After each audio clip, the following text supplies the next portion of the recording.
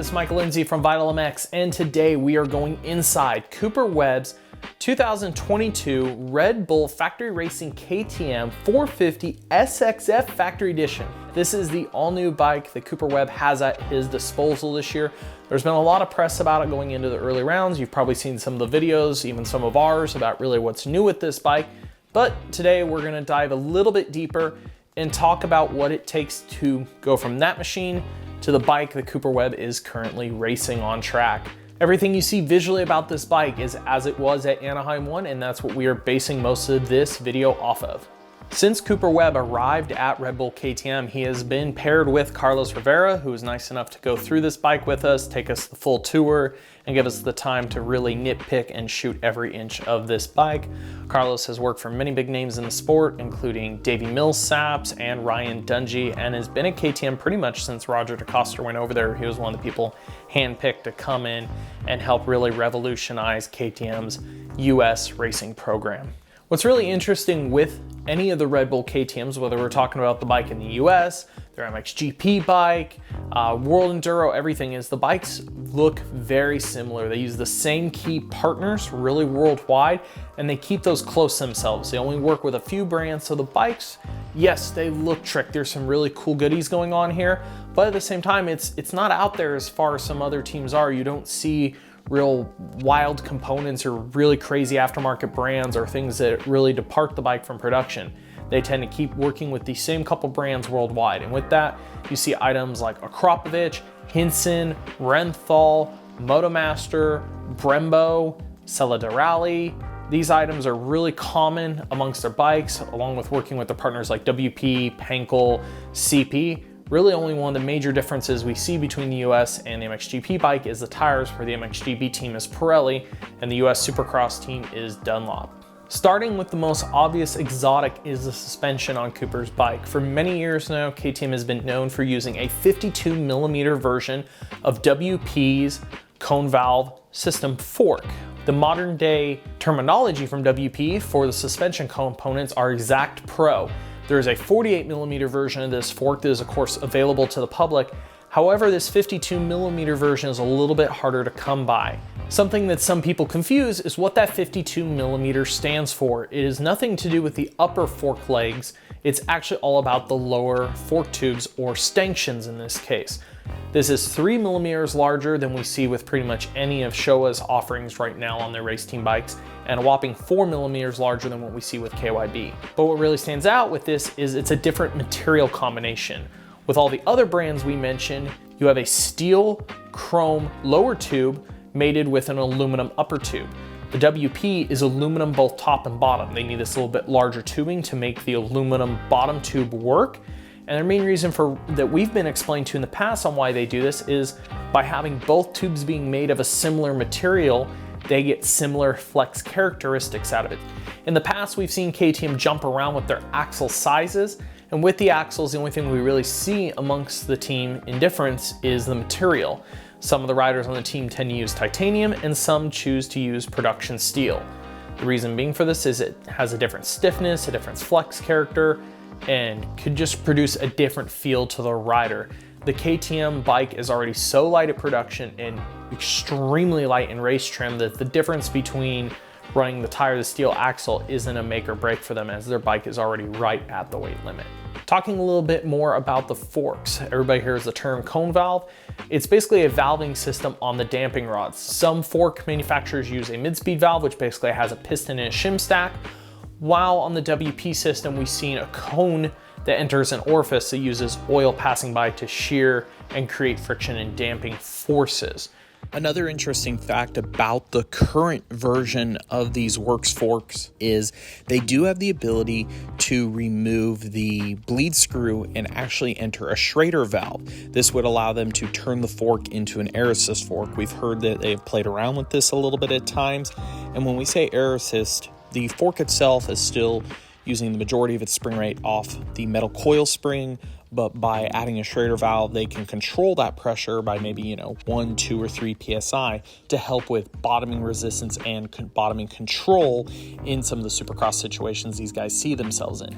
The shock is the latest version of WP Exact Pro components. A lot of people still call this a track shock, but really it doesn't have the track system that we were used to from a couple generations ago.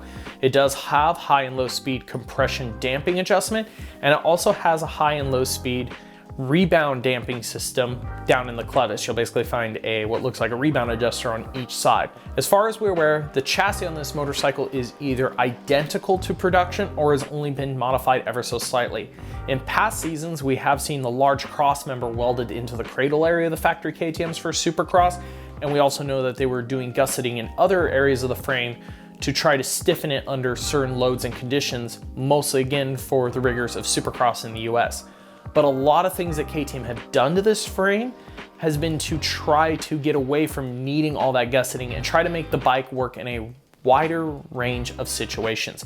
If you want to learn more about that frame, check out our first look video on the production version of this bike, and we go into a bit more detail about how KTM has really changed their design function and theory with their frames, mostly working from the shock tower area. The frame is the largest change. Up at the front of the bike is KTM's own in-house factory triple clamp, which they do sell to the public through their Power Parts catalog. The race team, however, has a few options in store here. They do have some offsets they can test, albeit at the moment the team is on the standard 22mm offset for Supercross. And they also have an option of flex character / rigidity with the clamp. It's really popular to see the one that they sell having a split window design, and Cooper Webb at the moment is on that clamp, albeit the team also has a solid option which we've seen them in testing swap back and forth with, but at the time of recording this, Webb has chosen the one that probably has a little bit more flex, maybe a little bit more comfort or front end feel with the split design. The only other major chassis component or suspension component to speak of in this case that's really different on this bike is the linkage and the bell crank. It is, from what we're aware, extremely close to the stock item, but we do see teams like this ever so slightly changing that ratio. Not really that there's a problem with the consumer version ratio, but it was designed around consumer needs. In the race team situation, it's really common to see them go for a setup that has less leverage towards the end of the stroke, basically meaning that the shock will be stiffer. For a consumer, this ramp up might be too much, be too violent, and doesn't really allow the bike to utilize all the stroke. But in the rigors of Supercross, the speed of these guys, especially somebody like Webb, who is a champion, defending champion in this case, it just gives them that little bit of extra hold up they need.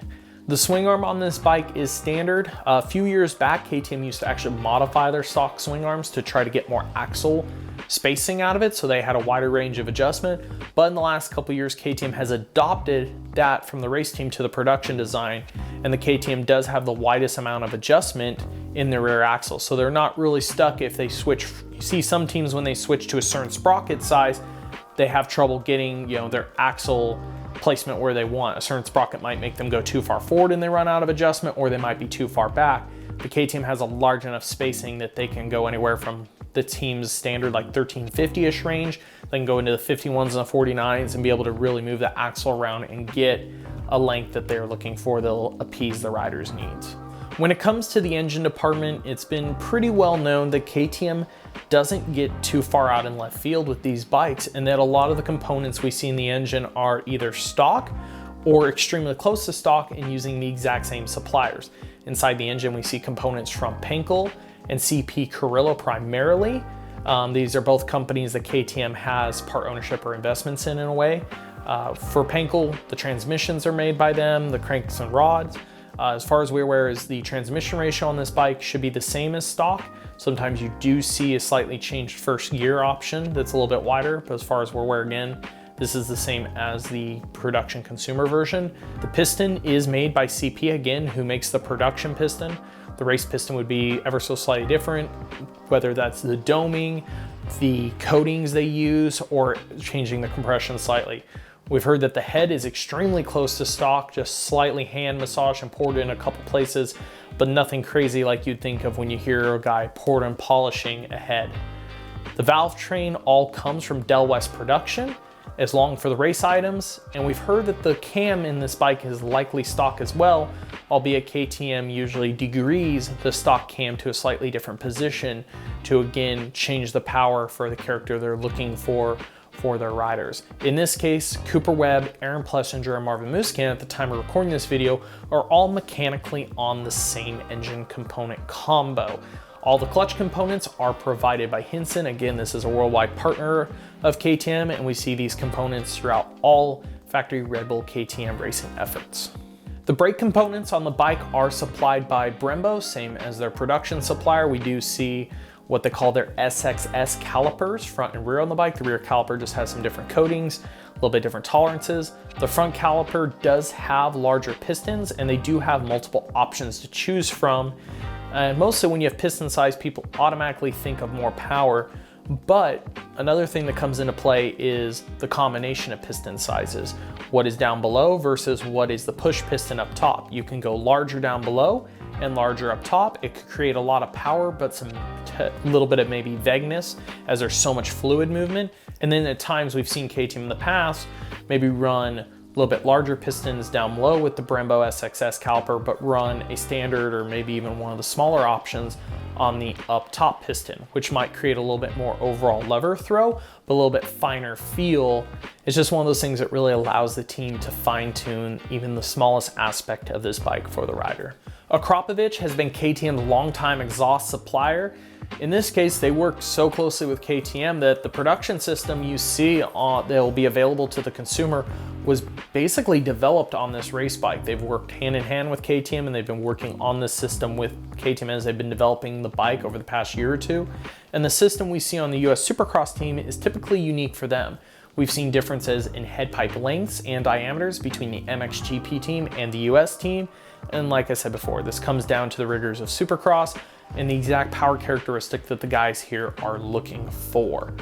Akrapovic also goes through and makes all the carbon fiber goodies that we've seen on the KTM bikes, from their skid plates to their chain guides, and we've heard over and over from their staff at how high of a quality these components are, to the point that they almost never have to replace anything on the bike that is made by them. The bars, grips, and sprockets are all provided, of course, by Renthal. And then the chain and rims on the bike are from DID. The chain is a DID ERT3, which does use a rivet link instead of a master link clip. KTM kind of has this as a standard amongst the racing operation, and all the mechanics are required to do this to their motorcycles. Some of the last partners we see on the bike are Kite, who has been a longtime provider of their hubs. They also provide the slave cylinder for the hydraulic clutch. It's more of a bling part. It's just a little bit higher quality than the stock piece, but it's not really a performance item. The foot pegs on this bike are pretty unique. They look stock, but they're actually 3D printed titanium to the exact profile of the new stock peg, albeit a little bit sharper. Like I said, from a distance, you would totally play these off and think that it's just a stock peg on the bike, but it's honestly one of the absolute most trick pieces on this motorcycle. Another interesting fact in talking to the KTM staff is the fact that their riders like more of a manual input on the bike, especially Cooper. He does not run any type of launch control system. He does it all off feel and his repeatability from practicing his starts. And we also know that the team has not been using the quick shifter that comes production on the stock bike. They haven't found that they really need an advantage for it in Supercross. And it's also just one less item to have engaged on the bike that could go possibly wrong. Thanks for joining us on this inside look at Cooper Webb's factory racing Red Bull KTM 450. If you like this feature, make sure you give us a thumbs up, subscribe. Also check out our website, vitalmx.com. All these factory bike features we do, they're cool. We do them in the moment when we get to look at the bike at the races, but these teams are always changing things. We do a weekly feature called Pit Bits from the races, where we dive into all the little parts and helmet and gear that changes every week. So if you want to know what's new every single race, check it out on our website, vitalmx.com, and thanks for watching.